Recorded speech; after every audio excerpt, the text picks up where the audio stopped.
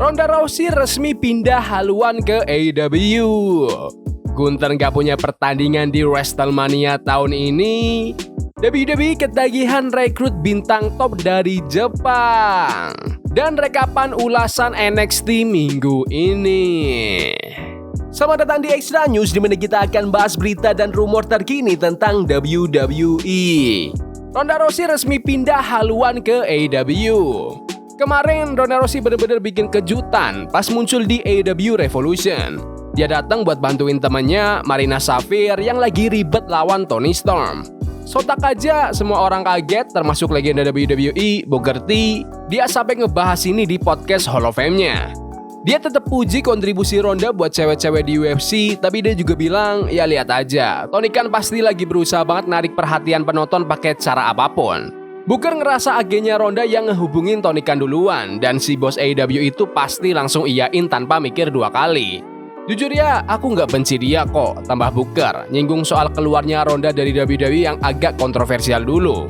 Aku emang nggak suka sama beberapa omongan dia soal wrestling, tapi ya namanya juga manusia. Aku nggak masalah Ronda balik lagi demi nyari cuan dari Tony Khan.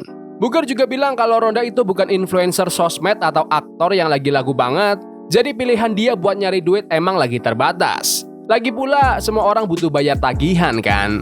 Dan atlet itu seringnya dapat duit gak sebanyak yang fans kira. Semua orang butuh duit. Ronda Rousey juga butuh duit, katanya. Booker berharap kali ini Ronda bisa lebih bijak jalanin karirnya. Tapi dia ragu Ronda bakal bertahan di AEW lebih dari setahun. Soalnya menurut dia gak ada lagi yang bisa dikejar Ronda di sana selain gelar juara utamanya.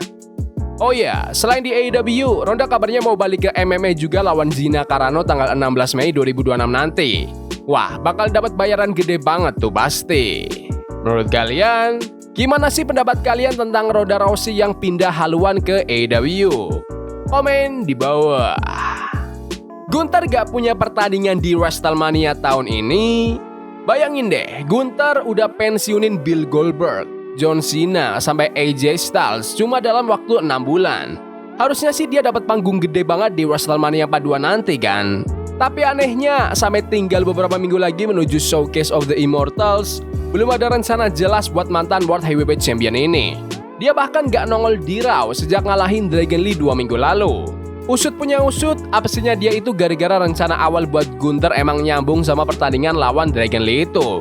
Kemenangan Gunther atas Lee itu harusnya jadi awal perseteruan dia sama legenda lucha libre Rey Mysterio yang puncaknya bakal tanding di WrestleMania.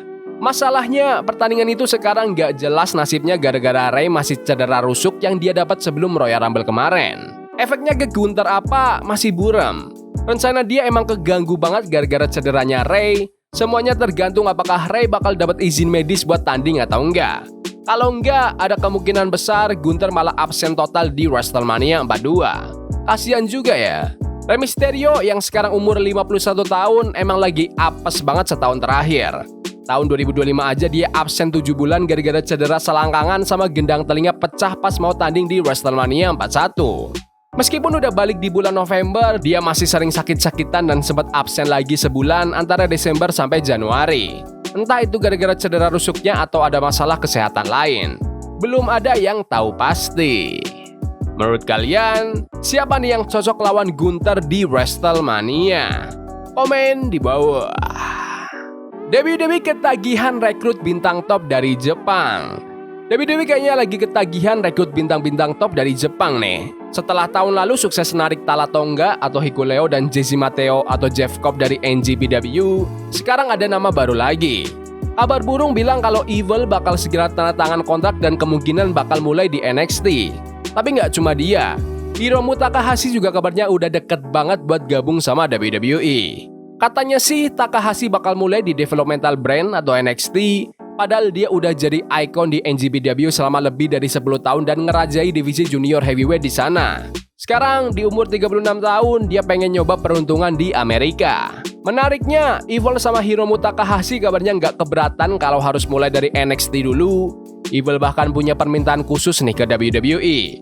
Dia pengen tetap pakai karakter yang dia bawa dari NJPW. Terus, meskipun Triple H pengennya dia langsung masuk ke main roster, si Evil malah minta masuk NXT dulu biar bisa adaptasi sama gaya siaran TV di Amerika.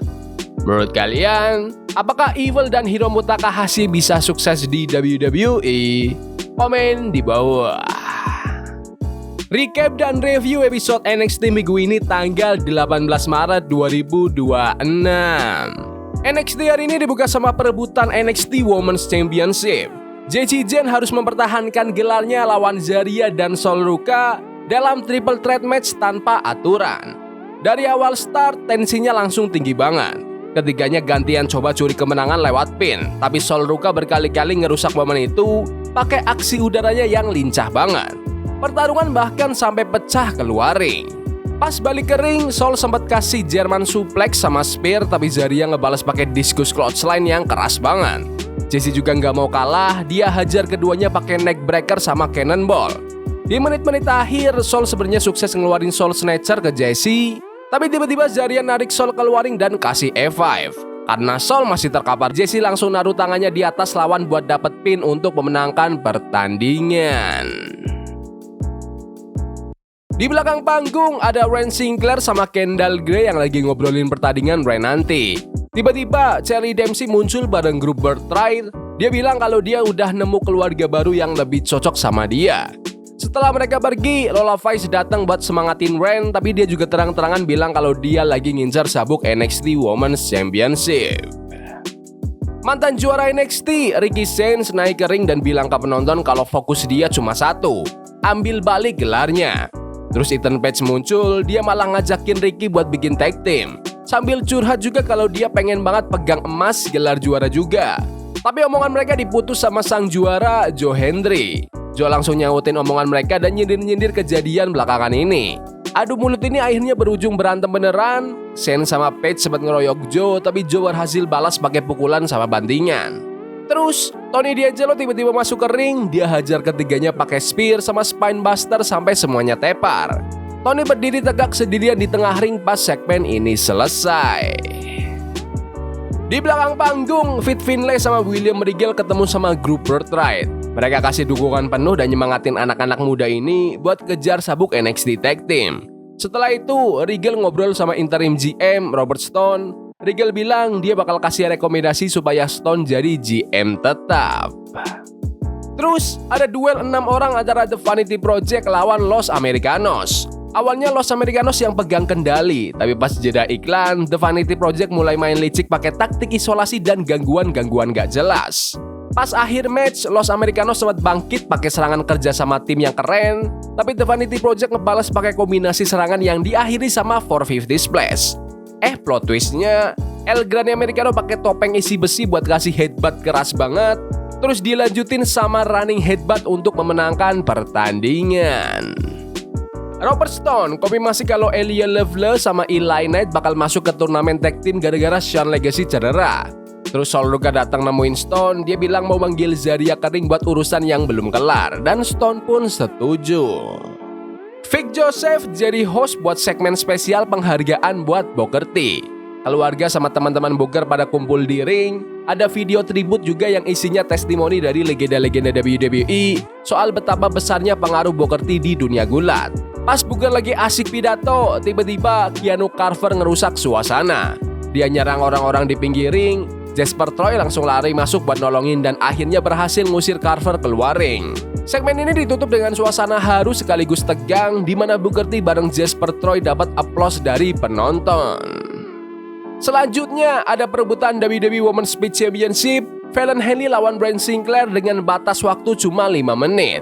Awalnya Henley dominan banget pakai pukulan sama suplex, tapi Sinclair nggak nyerah. Dia bangkit pakai double underhook suplex dan mulai nyerang bahu Henley yang emang lagi cedera. Setelah berhasil nangkis serangan Henley, Sinclair langsung kunci pakai final range. Henley nggak kuat dan akhirnya tap out untuk memenangkan pertandingan. Di backstage, Ethan Page sama Ricky Sainz protes ke Robert Stone gara-gara kelakuan Tony D'Angelo tadi. Akhirnya, Stone bikin jadwal buat minggu depan. Sainz lawan D'Angelo dan Page bakal ada di sudut ring buat nemenin Sainz. Turnamen tag team berlanjut, kali ini Birthright, Stax dan Uriah Connors lawan Hank Walker dan Tank Ledger. Hank sama Tank main agresif di awal, tapi Birthright mulai curang pakai gangguan dari luar ring sampai mereka bisa balik menguasai keadaan. Tank Ledger sempat bikin heboh pas dia bangkit dan kasih power slam sampai terbang keluar ring. Hank Walker lanjut pakai superplex dan bantuin Swanton Bomb. Tapi di momen terakhir, Connors diam-diam melakukan blind tag dan langsung ngeroll lawan untuk memenangkan pertandingan. Joe Hendry sempat minta ke Robert Stone buat tanding lawan Tony D'Angelo, tapi ditolak karena Tony udah dijadwalin lawan Ricky James. Terus di parkiran, Darkseid tiba-tiba nyerang OTM secara brutal sampai kedua member OTM tepar nggak berdaya. Fatal Influence juga ngebahas kemenangan Jesse Jane tapi ngeledek kekalahan Valiant Henley sekaligus nyiapin match tag team buat minggu depan. Robert Stone juga ngumumin bakal ada match gauntlet eliminator buat nentuin penantang nomor 1 sabuk NXT North American. Lexis King dapat giliran buat nunjukin ambisinya di sini. Waktunya main event. Tatum Paxley pertahanin sabuk NXT Women's North American lawan Izzy Dame di dalam kandang besi alias Steel Cage Match. Belum juga bel bunyi, Izzy udah hajar Tatum duluan pakai kursi sama ngebanting dia ke dinding kandang. Pas match resmi dimulai, Tatum coba balas pakai aksi udara, tapi Izzy berkali-kali ngebenturin muka Tatum ke besi kandang. Mereka berantem sampai ke atas kandang dan gilanya Izzy kasih superplex dari atas sana, tapi Tatum masih bisa bertahan. Di momen krusial, Izzy mau pakai kursi lagi, tapi Tatum berhasil balikan keadaan dan kasih kotre tepat di atas kursi itu. Tatum lanjutin pakai spin kick dan ditutup sama cemetery drive untuk memenangkan pertandingan. Tapi pas lagi ngerayain kemenangan, tiba-tiba Black Monroe muncul dan nyerang Tatum. Tatum ditarik paksa ke bawah panggung dan gak lama kemudian Black muncul sambil megang sabuk juara milik Tatum. Cara yang gila buat nutup NXT minggu ini.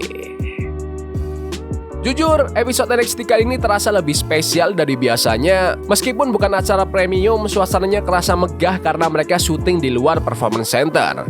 Penonton yang beda benar-benar bikin energinya makin dapat. Ditambah lagi match perebutan gelar yang semuanya seru, segmen tribut buat Booker T yang emosional, dan drama-drama khas NXT yang selalu bikin kita nggak nebak arahnya kemana. Pokoknya keren lah episode NXT minggu ini. Ya udah gitu aja video berita hari ini. Jangan lupa like dan subscribe ke channel ini karena aku pengen 20.000 subscribers di bulan ini. Tolong bantu. Yes boy, see you. Love is a game we play incognito. Forbidden fire on Nico. Bunny for love we can hold. I wish we were impossible. Yeah, we play incognito.